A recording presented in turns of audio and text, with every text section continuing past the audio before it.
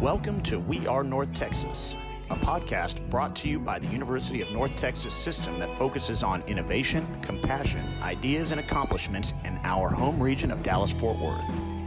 The UNT system is the only university system based in DFW and includes the University of North Texas, UNT Health Science Center, and UNT Dallas. With our heart in North Texas, we transform lives and create economic opportunity through education.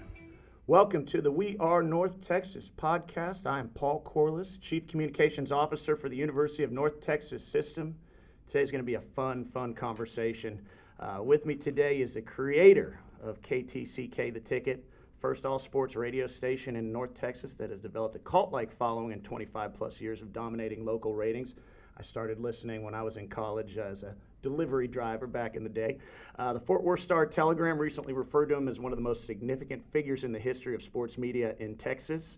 He was inducted into the Texas Radio Hall of Fame in 2014.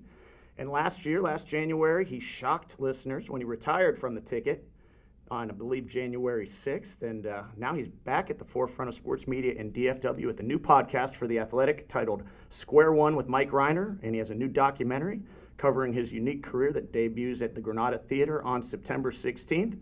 Of course, we're talking about the old gray wolf, Mike Rhyner. How are you holding up in this crazy pandemic time? As best I can. Thank you very much for having me. Thank you for saying all those nice things about me. But yes, these are very different times. None of us have ever been through this before. And every day is a matter of getting up there and just sort of fumbling your way through and making your way through it. And I'm no different from anybody else. That's how I go about it. Well, when this all first started, you may remember this. I'm a big bicycle guy. I ride my bike all over Dallas, and I was coming through downtown right at the beginning of the pandemic, maybe in March. And I was coming through, and who do I see walking down the street but Mike Rhyner? And it was a funny moment because it was brand new, and you didn't really know what to do yet. And we were having a conversation. We've known each other for about 15 years, and we had that awkward moment when we went to shake hands, and then we were like, oh, maybe we're not supposed to do that. Yeah. Can't tell you how many of those I've had since then. I'm sure the same for you. Well, and things are so different with the pandemic, but holy cow, things are different for you. 25 plus years at The Ticket. You'd been in radio going back to the zoo, and then, had the idea that's been pretty well documented to bring sports radio to Dallas. And of course, has just been a ratings juggernaut and really, such a cult following. As I said, I started listening when I was in a delivery job at TCU back in the 90s and have listened ever since. And it's such a part of my, backstory of my life, and a lot of the slang words we talk even came from you guys on The Ticket. I mean, how challenging has it been to 25 years is a long time to be doing something, and then here you are not doing it, and then it's in this crazy pandemic. What an odd collision of circumstances. Yeah, a lot of people blame this whole thing on me, They say if you hadn't stepped away when you did, then none of this would have ever happened. But it's just incredibly odd and in some ways unfortunate confluence, but there's nothing anybody can do about it. I did what I did, not knowing what I know now, that being exactly how the pandemic was going to come down and how life would be for me and everybody else after it. And, you can't go back. Yeah. You got to keep forging on and find a way to make it work somehow, and that's what I'm trying to do. Well, you certainly are forging forward, and I got a chance to listen to your first episode of the podcast on The Athletic, Square One with Mike Rhyner. I've got to listen to episode 2 with my neighbor, Robert Wolonsky, who's joined us on this podcast. How's that going so far? I mean, obviously you only got a couple shows under your belt, but it's got to be pretty cool to just have a wide open canvas to talk about whatever the heck you want. Yeah, it's really neat. Really enjoying it so far and really looking forward to it, rolling out further and everything and taking on whatever shape it's going to take. It's new to me because I've always had others there to bounce stuff off of. I don't now. So that means I'm going to have to figure out, something to do on it every time every time it's time for me to do one. And it's challenging. It's different, but it's also a lot of fun, and I'm really enjoying it. It's kind of a long-form thing, and I'm able to elaborate on stuff to the degree that I want. I'm kind of enjoying that, so it fits. I think it's going to be a pretty nice fit for me. Well, I look forward to checking it out, and you can get it anywhere you get our podcast, Spotify, Apple, And of course, The Athletic is kind of a cool emerging sports media property. You and I met back when I worked for the New Orleans Saints in public relations at the Super Bowl about 15 years ago, and the beat writer at that time for the Saints was Jeff Duncan, and now he's with The Athletic. And there's so many personalities that are big personalities that are now with The Athletic, yourself included. Tell me a little bit about the business there and how widespread is it? Where are they based? Who's involved? All that kind of stuff. I believe they're based in California. Really, I don't know much about it beyond what I have to deal with here, the guys that I have to deal with who run it here. I just know that when I stepped away from the ticket, I mean, it was like looking at a blank slate. Yeah. I didn't have any plans, didn't know what I was going to do, didn't have any idea if anybody was going to want me to do anything. I really figured that everybody would look at it and say, okay, this is just another old radio hack, giving it up, send him out the door, and that would be that. But about 3 days after the video dropped, I was hearing from the guys over at The Athletic saying, hey, let's get together and talk a little bit. And so I went and met them, and they told me what they had in mind for me, and it sounded great. And that's what we're doing. That's the road we're going down. And so far, so good. I like it a lot. Well, all the P1s, which is the vernacular for the dedicated listeners on the ticket, are excited to have you back on the airwaves at some capacity. And I know we were trading a lot of text messages when you had your first episode came out. But you talked about walking away, and you did it with the video, and you did it so subtly where assuming that Corby and the guys are telling the truth, that they didn't really know about it until, I guess the day of or the day before you dropped that bomb on them. But then you went to a Mavs game, I believe, and I saw a video of a standing ovation that you received. And did you realize you meant that much to people? I mean, it was cool. No, Lord, no, I didn't. I mean, that's just one of many amazing things like that have happened along the way. And it's the point is well taken now. I mean, I see that there are people out there that did consider what we did significant, considered my place in it significant, and I'm very, very appreciative of that. That's really, really neat. And what the Mavericks did was so cool. What's it like when you're walking the streets? Are people coming up to you and saying, "We miss you, Mike"? Or yeah. Oh yeah, that happens a lot too. Now that one I never know what to say to. Yeah, it's hard. It's hard. I miss you. The show's not the same. It's different. It's I don't know what it was about your character that kind of just held that together and kept it so interesting, whether you're talking about sports or music or, somebody's kid doing something stupid or whatever. It was just so fun, and it's something to get used to. Sturman's a little bit more sports-minded and narrow in that focus, and it's so different, but I guess things change after time, and it was time for you to do what you're doing. Yeah, I mean, the time had come. As I've talked about this, one story that I've told over and over again is over the last couple of years, I ran into a couple guys who don't know each other, I don't think, but they were like leaders of their industry. They held a place in their fields really higher than what I held in mine. Okay. And they shocked their businesses by walking away too.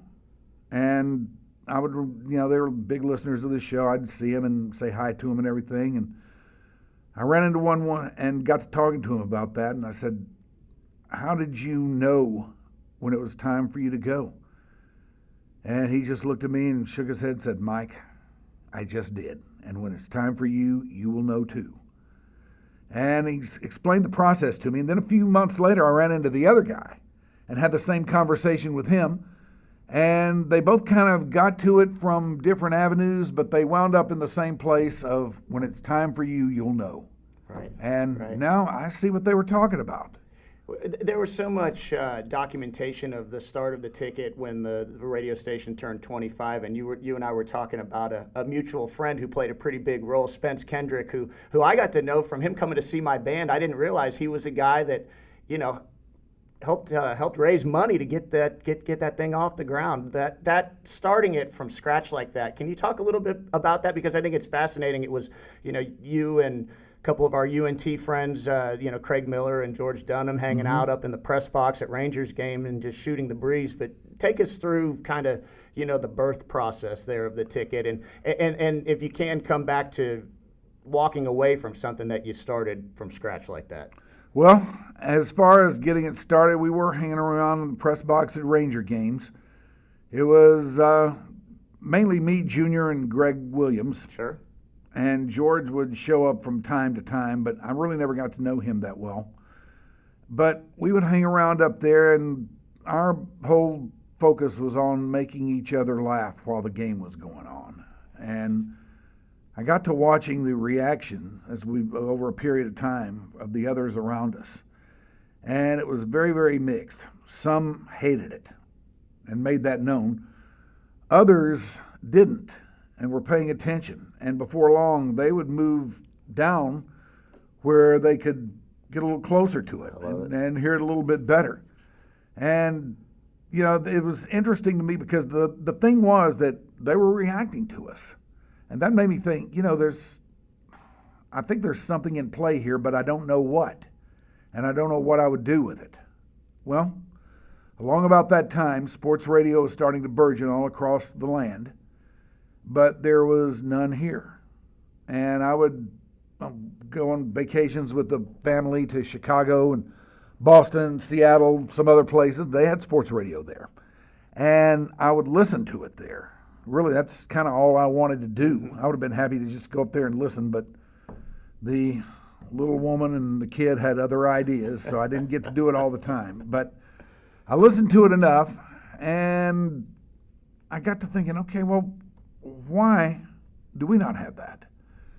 And so just in conversation, I started bouncing the idea off of, just the other guys I was hanging around with. Sure. And that includes Junior and Grego, and to a man, they all said, never work here. Can't do it here. And I said, okay, why? They said, well, for one thing, you got to have a team to carry their games. Right. And I thought, okay. He said, for another thing, you got to have a big signal. Where are you going to get that? Okay. And for another thing, you got to have big name talent. How are you going to get that? Everybody that you might want that would fall under that heading is probably well under contract. And they probably wouldn't do it even if they weren't, if somebody tried to start it up. So, no, not in this town. It'll never work. But, I don't know, I just couldn't get the idea out of my head. And then one day, this guy that I met who had some history, which to this very day is kind of nebulous to me, in the business, we got together and it was kind of a family thing. His wife, my wife knew each other. Our kids went to daycare together and whatnot. We started hanging out with them, and over a period of time, he and I would start talking about sports radio.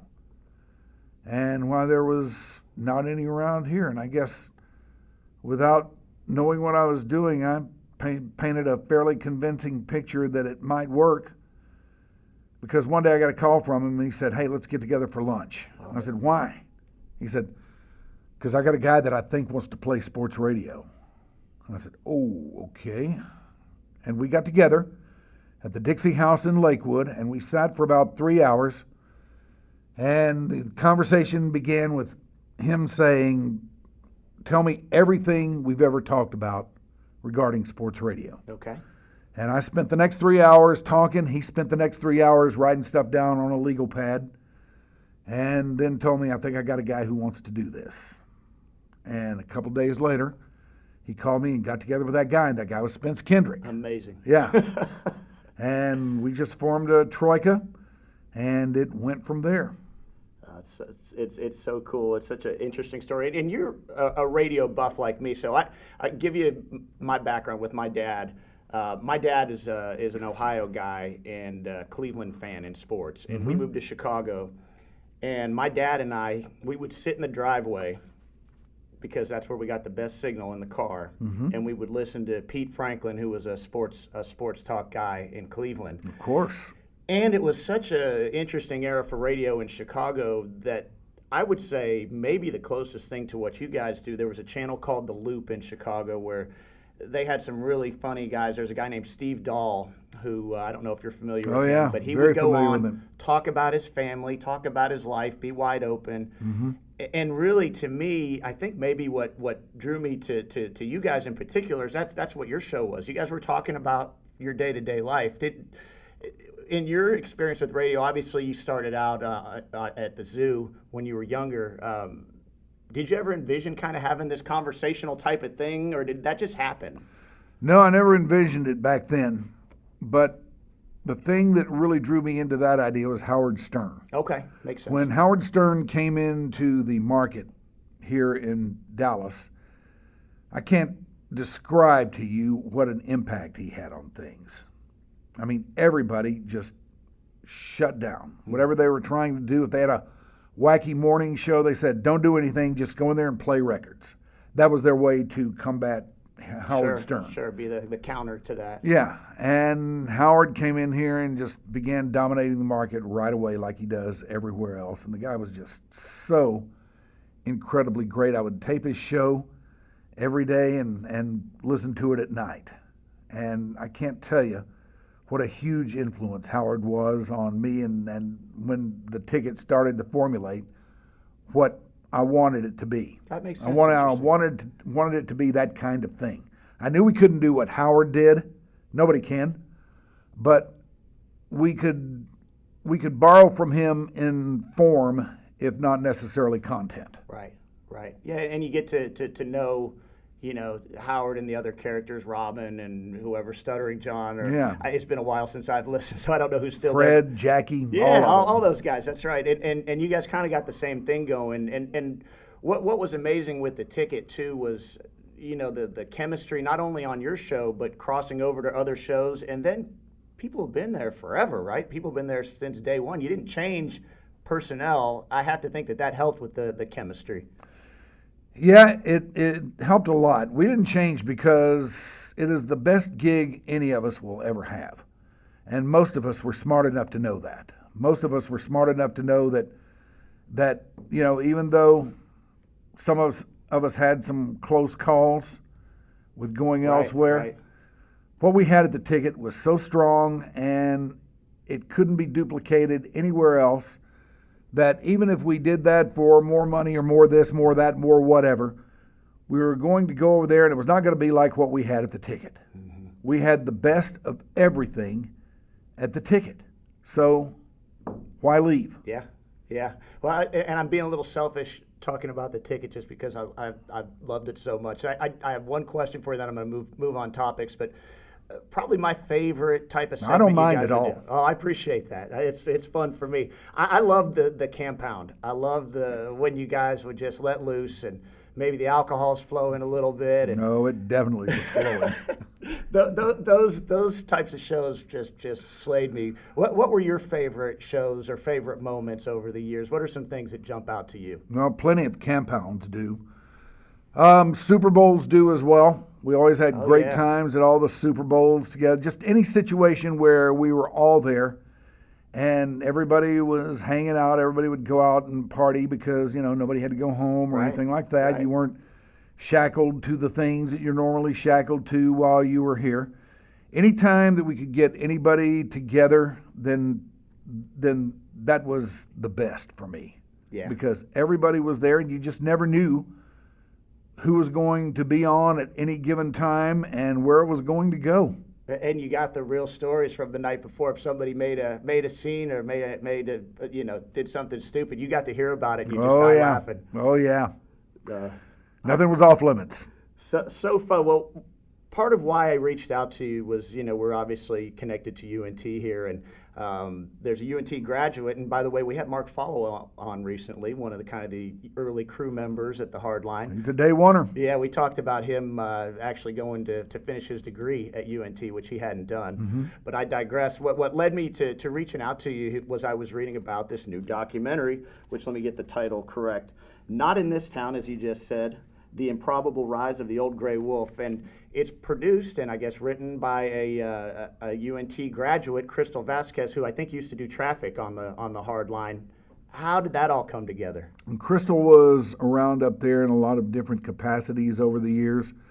She did traffic for a while. She was a ticket chick, and just whatever. She was one of those people who was going to do whatever she could do to gain a toehold up there. Yeah. She's very, as I've found out, she is very aggressive. She is not afraid to ask anybody anything, ask for anything, and she doesn't like to take no for an answer either. That's a good person to have behind you. Yeah, it really is, and I didn't know this about her. I didn't know her very well when she was up there, and to me, I just always really considered her as little more than a day tripper. And she started talking to me about, I want to do a documentary on you. And my first reaction was, why? And when did this start, Mike, this conversation? This started probably in February or March, I want to say. Okay, so recent. Yeah. And my first reaction was, okay, why would you want to do that? There's no story there. And my second reaction, although I didn't tell her this, was there's no way she could pull this off.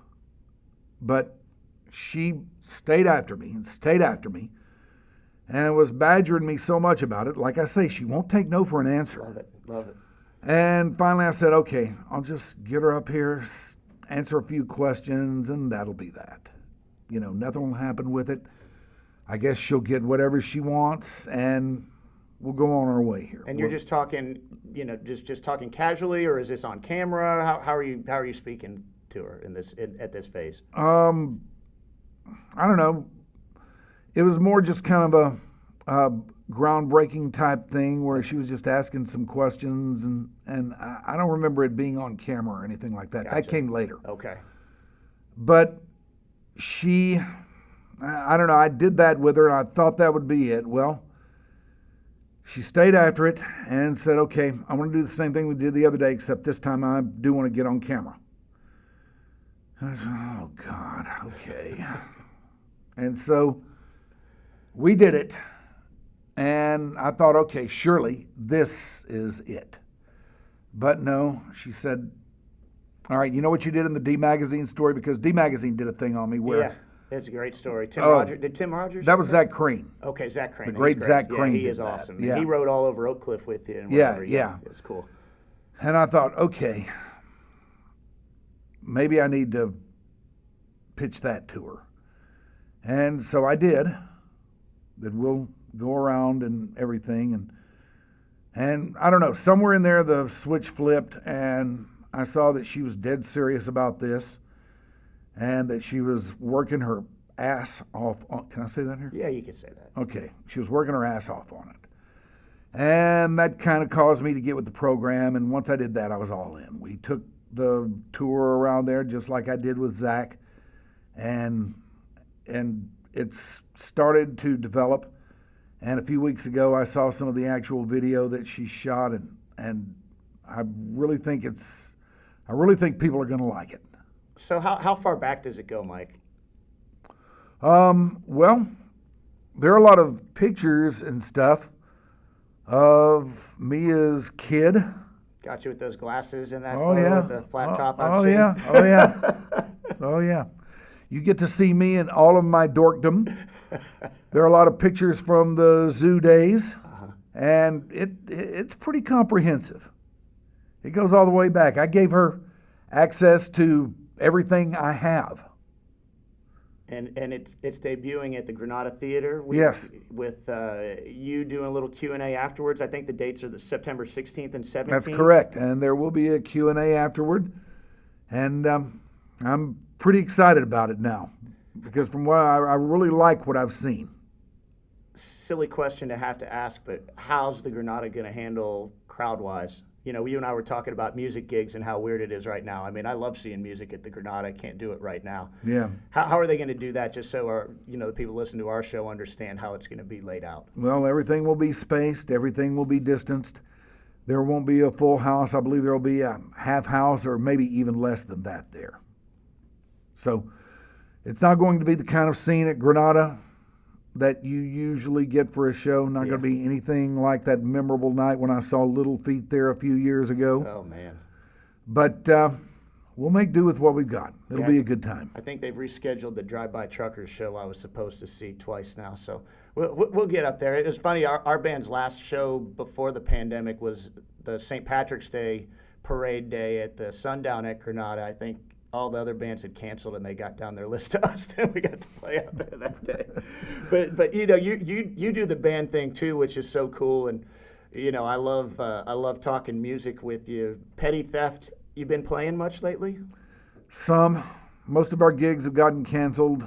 Usually these days there will be one or two of the 5 or 6 that we'll book in a given month that actually come about. Yeah. But these days we just take whatever we can and we're happy with it. You know, at least we're getting to do it every now and then. Were you always a big Tom Petty fan? What led you to do tribute to Tom Petty? Well, I was always a big fan of his, and I mean, throughout his career, I followed him pretty closely because there was always just something about it that said to me, "Hey, these guys are like what you used to do back in the day." Yeah. And over years and over time, as I learned more about them and found out how they came up, that seems to indeed be the case. It seems like when I was around here playing gigs at Sneaky Pete's. And you were on the drums back then. Yeah, I was playing drums back then.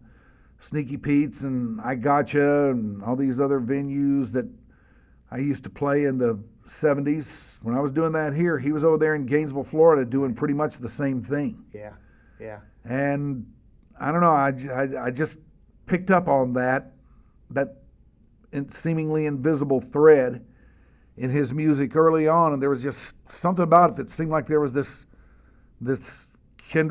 kinship between us. That makes sense. I guess. It makes sense. I read that book that came out of, I guess, a couple years ago that's kind of the comprehensive Tom Petty story. It's fascinating, you know, where it takes you through where they're starting out in Gainesville and then he becomes the front man and they start to explode and all of that. Was that the Warren Zanes book? Yeah. Oh, that's the best one. Great. But what were they called originally? Mud something? Mud Crutch. Mud Crutch. Yeah. That's right. That's right. Well, what are you listening to these days? I come from that Grateful Dead, Widespread Panic background, and I'll tell you that I started checking out Steely Dan because of you talking about Steely Dan on the air. But what are you listening to right now? Well, I'm going through Steely Dan pretty deeply again. I never can get away from them, even though I don't think they've ever made a record that has any sound on there that I haven't noticed. Their music still tickles my funny bone like few others do. Yeah, they're amazing. I've always heard them referred to as a musician's band. Yeah, they are very much a musician's band, and their sense of humor is so subtle and so twisted and so oddball that it really, really strikes a chord with me. I listen to them a good bit. There's a radio station here in our Fairburg that I've been listening to quite a bit because they play stuff on the radio that, number one, is a very, very odd mix. And number two, there's a lot of stuff on there that I have not heard in years and years and years. I'm betting I know what station, but what station is that? That is K-Love HD3. Oh, that's not. Okay. I need to check that out. Oh, yeah. I need to make myself a note. Yeah. If you get HD channels in your car, check it out. K-Love HD3. I'll have to make a note and do that for sure. You know, I get most of the new music I check out, I think, comes to me through like recommendations on Spotify, where you look and see, okay, if you're listening to this, they recommend that. It's kind of an interesting way to discover some new stuff because I've worn out, you know, I listen to the same stuff for 20 years. Yeah. Well, what are you finding these days? You know, there's a band that I really like out of Athens, Georgia called the Future Birds, and they are about 30 years old, and they're pretty interesting in that they went to University of Georgia together, and they have sort of an Americana sound. They have a pedal steel, they have an acoustic guitar, 2 electric guitars, and a drummer, and sometimes keyboard players, and they sing great harmonies, they write great songs, and what they decided to do, because the music industry's changed so much, is they created their own LLC. And they do all their merch on their own. They do all their records on their own. They book all their tours on their own. And they go places. They're into like snowboarding, fly fishing, stuff like that. They go to places that they want to go. and they build their tours around where they want to go hang out. They reach out to their fans and they offer to play living room shows. If they can't get a show in a certain market, they'll say, hey, reach out to us. We're looking to play a living room show. Bid on us. See, if it's worth our while, we'll do it. Sometimes they'll crash at people's houses, but it's such a unique approach. There's a little documentary, about a 15-minute documentary. They're sponsored by Howler Brothers, which is clothing, that shows this unique approach and sort of modern way to try to make it work as a band, and it's pretty darn cool, and the songs are awesome. So and that's probably where it's all headed. Sounds like those guys have the right idea. Yeah, you have to check them out, Future Birds. I will. It's I very, absolutely very will. chill, very chill. But want to change gears again on you because I have a 16-year-old daughter, and I'm starting to get to that realization that she's not going to be in the house too much longer. And I've read some stuff about your relationship with your daughter, who those of us that listened to The Ticket years ago remember when she was a little kid and you guys had the sound bite with her and you call her the squid on the air. But I understand it, at least from reading that article in D Magazine, that she kind of helped you put together the video, and you guys have gone all over the country to ballparks, and it seems like you have a special relationship. And as a parent, I'm curious, how do you maintain that relationship into adulthood? Because I just had the first day of school pictures on junior year, and I have to tell you, I shed a couple tears. I'm having a hard time, man. It gets tougher as you go. Wait till they graduate. Oh, I can't even. No, I'm sorry to even bring that up. It comes soon enough. Well, how do you, how have you maintained that closeness and had such a special bond? I don't know. It's really been easy. I just can't imagine it being any other way, I've always stayed in real close touch with her, and I've always known what she was up to, what she was thinking, and just tried to stay inside her head, inside her spirit. And I've fortunately been able to do that for all this time. Yeah. And now she moved back here not too long ago. That's what I read. Yeah. That's what I read. She was in L.A. before doing some show business type stuff? Yeah, she was doing some stuff out there, but she realized she could do it here. And, for me, there was never an option for it to be any other way. Yeah. I didn't care what I had to do. I was always going to stay close to her and stay involved with her to the extent that she would let me. Now, she's a big girl now, and she doesn't really need her old man much anymore. I'm sure. But still, that bond has remained. It'll never go away. Yeah, I think it's cool, and it's something I strive to have with my daughter as she's starting to think about college. So I wanted to ask you that selfishly. Another kind of selfish thing I wanted to ask you about, just because he was a guy that hired me here. The original chancellor of the UNT system was Lee Jackson, and you guys, I think, were high school classmates at Kimball High School. Is that right? Actually, he was I think a year older. Oh, okay. Than me. Okay. But on the social stratum, we were very, very different. Is that right? Yes. I emblemized everything that was sheer dorkdom, and he emblemized everything that was cool. I don't know that we here would have thought of him as cool. I love the guy. He's super smart. When I hear the name Lee Jackson, I think of nothing but cool. Oh, man, that's awesome. He was one of the most popular guys in the school. He was a leader of men. He was probably, I fully get how he rose to where he is right now. He's an incredible guy. I learned a ton from him. What I was amazed by is I'm a communications guy, and I will, typically be accustomed to write speaking notes and help get somebody prepared to do something public. And that dude, he didn't need it. No, he didn't need much of that, did he? My goodness, he is unbelievable. I'm not surprised by that. And when you stepped down from the Ticket, he reached out to me. He retired a few years ago from here, so I don't talk to him but maybe a couple times a year. He reached out to me and asked me for your information. I don't know if he sent you. Yeah, he has, in fact. I think we're supposed to do lunch or something sometime. I need to get down on that and set that up with him. Oh, that'd be cool. Yeah, he's a neat guy. He's and was very good to me in my career. I was, back to the daughter thing, I was doing NBA stuff, and I was traveling every day of the week and wanted to change my lifestyle to be at home as she was starting to get older. And he gave me an opportunity with zero higher education experience to come in and do this job. So I got good feelings to him as well. Well, I'm sure he knew that had found something there. Well, in you. it was fun. It was fun. Do you get back to Oak Cliff at all? I know you're downtown, and Oak Cliff has gone through so many changes since you were a kid to where it is now, where it's kind of coming back into vogue, really. I mean, I would love to live in Oak Cliff if it worked for me. Do you get back there? Yeah, I get back there. Some days on the seemingly growing more and more rare days when I don't have anything to do, I will get in the car and drive to parts of our fair burg that I don't know too much about.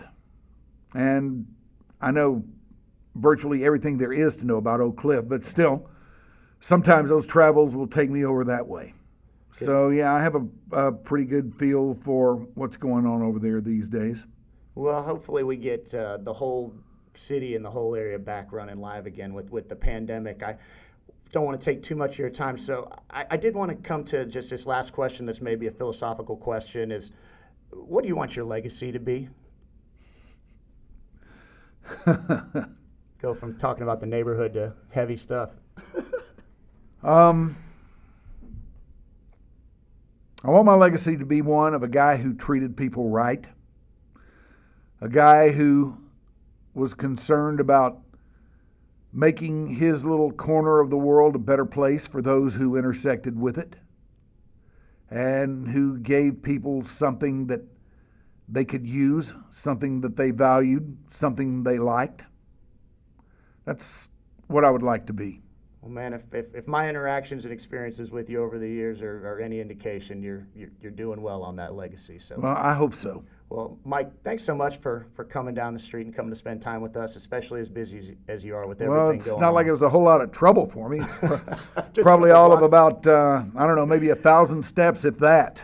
Well, we appreciate it, and I'll have to get Crystal's number from you, too, so we can get her on and talk about, kind of her perspective of putting together the documentary. And everybody that's listening, go see him at the Granada September 16th and 17th, and make sure you check out the new podcast from The Athletic. Mike Rhyner, thank you so much to our listeners. We appreciate you tuning in to the We Are North Texas podcast. I'm Paul Corliss, and we'll talk to you soon. You guys stay hard. Keep jamming. And we'll see you. UNT World is a special place filled with talented and dedicated students, faculty, and staff that do amazing things every day. With our heart in North Texas, we transform lives and create economic opportunity through education. We are North Texas. I'm Paul Corliss. Talk to you soon.